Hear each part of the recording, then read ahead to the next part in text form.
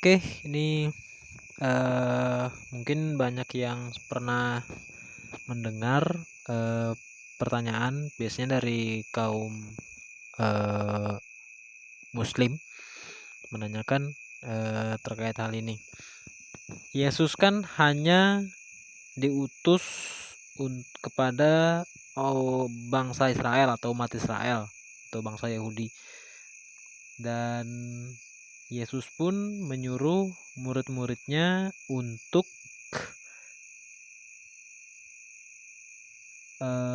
atau kepada orang-orang Israel saja, tidak kepada bangsa-bangsa di luar Israel. Namun kenapa kekristenan kok bisa menyebar sampai ke seluruh dunia, seluruh bumi, tidak hanya orang Israel? Itu kan artinya bertentangan dengan ajaran Yesus, kurang lebihnya seperti itu, atau perkataan Yesus kurang lebihnya seperti itu. Nah, kali ini kita akan membahas hal itu. Nah, untuk diingat, Yesus memang berkata bahwa ia hanya diutus kepada bangsa Israel, dan ia mengutus, ini hal poin yang kedua, ia mengutus murid-muridnya untuk melayani atau menginjil, kurang lebih memberitakan kerajaan surga kepada bangsa Israel saja. Namun diingat, yang pertama, mengapa Yesus hanya melayani bangsa atau melayani bangsa Israel pada saat kunjungannya yang pertama? Karena bangsa Israel itu adalah bangsa pilihan Tuhan, umat pilihan Tuhan. Sebetulnya bukan Israelnya, tetapi pada saat Tuhan mengikat perjanjian yang pertama kali itu kepada Abraham. Aku akan membuat engkau menjadi bangsa yang besar dan memberkati engkau serta membuat namamu masyhur dan engkau akan menjadi berkat. Aku akan memberkati orang-orang yang memberkati engkau dan mengutuk orang-orang yang mengutuk engkau. Dan olehmu semua kaum di muka bumi akan mendapat berkat. Janji Tuhan kepada Abraham. Per saat itu namanya masih Avram. Nah, kemudian Tuhan pun mengikat janjinya itu kepada Abraham. Secara otomatis janjinya itu ketika Abraham mati, janji itu diwarisi oleh keturunannya. Keturunan Abraham itu ada Ishak dan ada Yakub. Memang ada Ismail juga.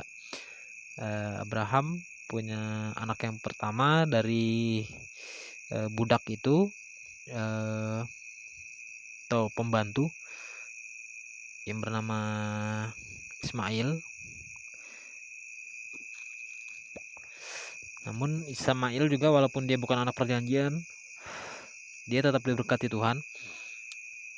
Kemudian Ishak mempunyai anak Yakub, atau yang kemudian namanya menjadi Israel.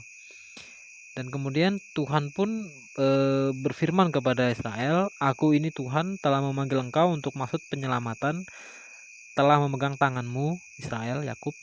Aku telah membentuk engkau dan memberi engkau menjadi perjanjian bagi umat manusia, menjadi terang untuk bangsa-bangsa." Jadi Israel itu adalah bangsa ya yang khusus atau yang istimewa di mata Tuhan. Kemudian kita lihat lagi di bagian Alkitab yang lain, di Yesaya 49, terlalu sedikit bagimu hanya untuk menjadi hambaku Israel, untuk menegakkan suku-suku Yakub, dan untuk mengembalikan orang-orang Israel yang masih terpelihara. Tetapi aku akan membuat engkau menjadi terang bagi bangsa-bangsa, supaya keselamatan yang daripadaku sampai ke ujung bumi. Jadi Israel ini menjadi alat Tuhan untuk menyampaikan kabar, menjadi alat keselamatan yang dari Tuhan. Ini tadi janji Tuhan kepada Abraham. Ini saya screenshot 2 kali ini.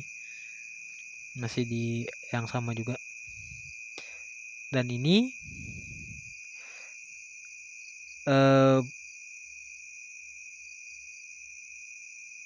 firman Tuhan kepada bangsa Israel, sebab engkaulah umat yang kudus bagi Tuhan Israel Allahmu. Engkaulah yang dipilih Tuhan Allahmu dari segala bangsa di atas muka bumi untuk menjadi umat kesayangannya Israel, umat kesayangan Tuhan. Bukan karena lebih banyak jumlahmu dari bangsa manapun juga, maka hati Tuhan terpikat olehmu dan memilih kamu. Bukankah kamu ini yang paling kecil dari segala bangsa, tetapi karena ayat yang ke-8, tetapi karena Tuhan sudah mengasihi dan memegang sumpahnya yang diikrarkannya kepada nenek moyangmu, maksudnya itu Abraham, maka Tuhan membawa engkau keluar dari tangan yang kuat bangsa Mesir, perbudakan pada saat itu. Nah, jadi itulah mengapa pada saat di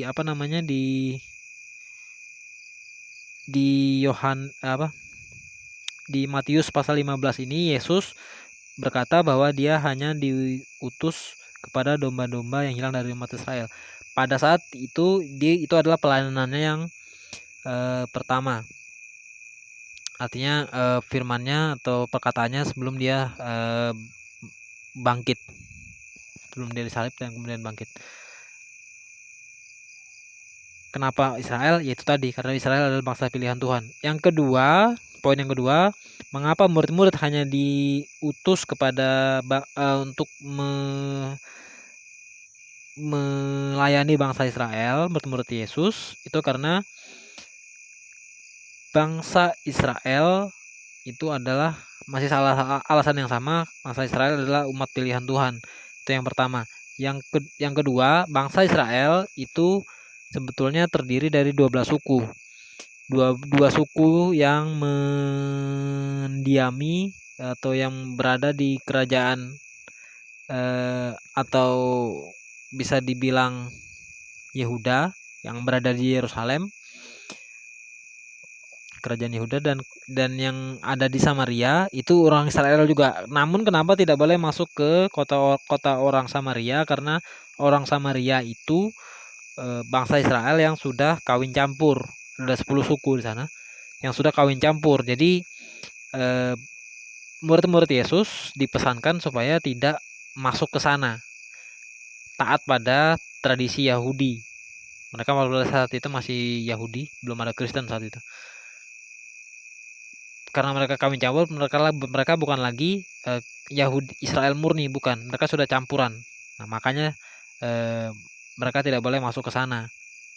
Pesan Yesus. Namun ketika Yesus bangkit dari kematian yang sebentar lagi kita rayakan besok hari Minggu, ini hari Sabtu. Itu sebelum Yesus pada saat Yesus naik ke surga, dia berpesan kepada murid-muridnya, beritakanlah kepada seluruh bumi, jadikan semua bangsa muridku. Kan begitu kan? Dan alasan lainnya lagi, dasar Alkitabnya, mengapa Yesus mengapa kekristenan bisa tersebar ke seluruh bumi, itu ada di Alkitab tadi sebentar. Semoga tidak kabur.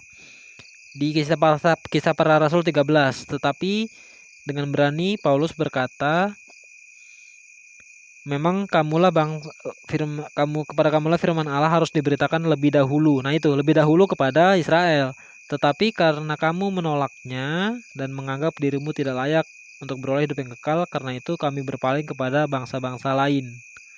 Itulah alasannya mengapa kabar tentang Yesus Kristus bukan hanya disebarkan atau diberitakan kepada bangsa Israel saja, tetapi ke seluruh dunia. Ada dasar Alkitabnya. Oke, mungkin itu aja. Saya akhiri. Selamat menyambut Paskah. Tuhan Yesus memberkati.